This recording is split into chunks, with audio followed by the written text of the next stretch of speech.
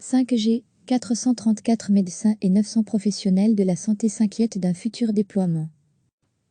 Depuis l'annonce, faite par Proximus, le 31 mars dernier, de lancer un réseau 5G Ligue, de nombreux boucliers se sont levés pour s'opposer à cette stratégie de l'opérateur. Depuis cette date, plusieurs communes, Mons, Charleroi, Crenem, etc., ont réagi en demandant à Proximus de geler ses projets. Proximus a d'ailleurs, depuis, suspendu la 5G dans plusieurs communes wallonnes, notamment. Le débat autour de la 5G est relancé. C'est à présent au tour de médecins et de professionnels de la santé en Belgique de s'interroger. Ils signent une carte blanche, https://next.electrosmogapil.be/index.php par seconde /RJDPJNXY où il demande au gouvernement de faire respecter le principe de précaution. Pour ces professionnels de la santé, l'exposition de la population aux rayonnements électromagnétiques de radiofréquences /micro-ondes n'a cessé d'augmenter ces dernières décennies, la 5G augmenterait cette exposition. Selon les signataires de la carte blanche, l'innocuité de cette exposition n'a jamais été démontrée. Il rappelle que depuis 2011, les rayonnements électromagnétiques utilisés par les technologies sans fil sont considérés par l'OMS comme possiblement cancérigènes, en partie à cause des risques de gliome et de neurinomes acoustiques chez les utilisateurs de longue date de téléphones cellulaires. Il conviendrait donc, selon les signataires, d'appliquer le principe de précaution. Il se réfère à la résolution 1815 de l'Assemblée parlementaire du Conseil de l'Europe. Lorsque des risques graves et possiblement irréversibles ont été identifiés, l'absence de certitude ne doit pas servir de prétexte à remettre à plus tard des mesures pour protéger l'environnement et la santé. Les médecins et les spécialistes de la santé qui signent cette carte blanche estiment que les normes prévues pour le déploiement de réseaux, comme celui de la 5G, ne prennent pas suffisamment de variables en compte. Si elles tiennent compte de l'échauffement des tissus lors d'une exposition de durée limitée, elles ne tiennent pas compte des expositions prolongées et ou répétées, ni des effets biologiques non thermiques, qui surviennent à des valeurs inférieures aux valeurs actuellement autorisées. Les fœtus, les enfants, les adolescents, les personnes âgées, par exemple, ne seraient pas assez protégés. Les signataires évoquent plusieurs études qui confirment l'existence d'effets biologiques induits par l'exposition à des rayonnements électromagnétiques RF/MO émis par les technologies sans fil. Il est question de lésions de l'ADN, par exemple. Une étude réalisée en 2018 sur des rats montre que l'exposition aux régions électromagnétiques augmente la survenue de tumeurs, notamment du cerveau. Au vu des éléments rassemblés, les signataires de la carte blanche estiment qu'il serait inconvenant d'oser continuer à clamer que tout cela ne représente aucun danger pour la santé. Pour les signataires, le déploiement de la 5G aggravera la situation. Elle nécessitera des normes plus souples que celles existantes. La multiplication des antennes relais nécessaires à l'installation d'un réseau 5G imposera une augmentation des niveaux d'exposition des populations. Cela équivaudrait, précisent les signataires, à une infraction au code de Nuremberg, puisqu'il s'agirait de réaliser une expérimentation sur l'humain, sans son consentement, sans certitude que le bénéfice pour la société soit plus important que le risque encouru. Les médecins et professionnels de la santé demandent donc aux mandataires publics de prendre les mesures nécessaires pour appliquer le principe de précaution, pour obtenir un moratoire sur le déploiement de la 5G en attendant des études d'impact sanitaire, pour sensibiliser les citoyens à un usage raisonné des objets connectés sans fil, et, enfin, pour fixer des normes d'exposition réellement protectrices. Recevez chaque matin l'essentiel de l'actualité.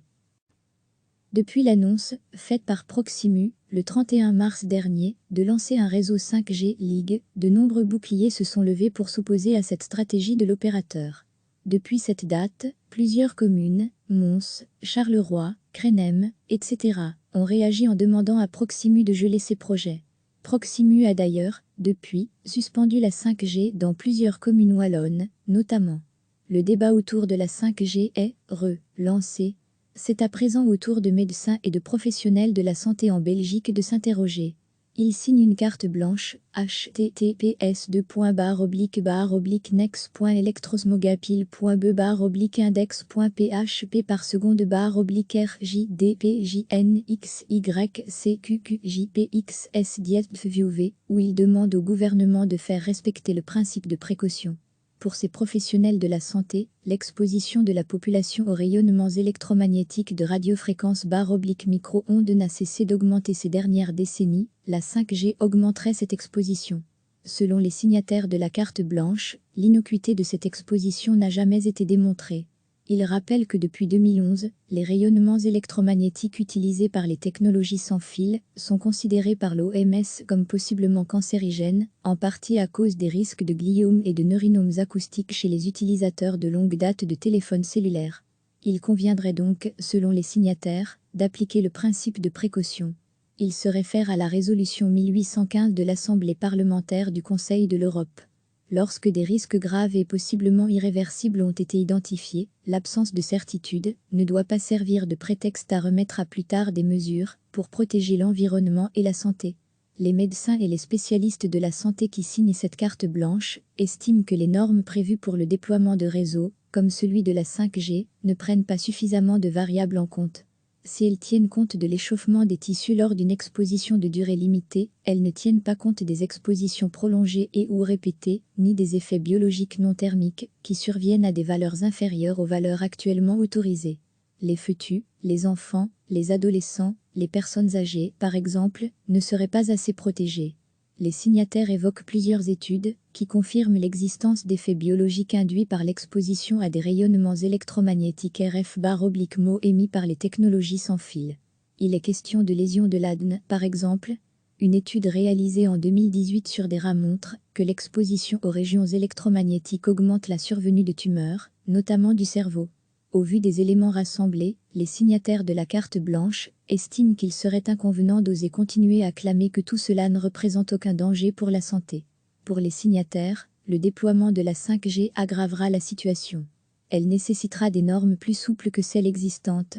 La multiplication des antennes relais nécessaires à l'installation d'un réseau 5G imposera une augmentation des niveaux d'exposition des populations.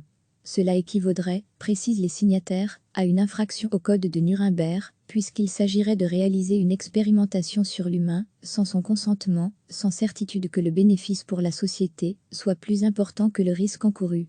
Les médecins et professionnels de la santé demandent donc aux mandataires publics de prendre les mesures nécessaires pour appliquer le principe de précaution, pour obtenir un moratoire sur le déploiement de la 5G en attendant des études d'impact sanitaire, pour sensibiliser les citoyens à un usage raisonné des objets connectés sans fil, et, enfin, pour fixer des normes d'exposition réellement protectrices. Cliquez sur s'abonner pour recevoir les dernières nouvelles.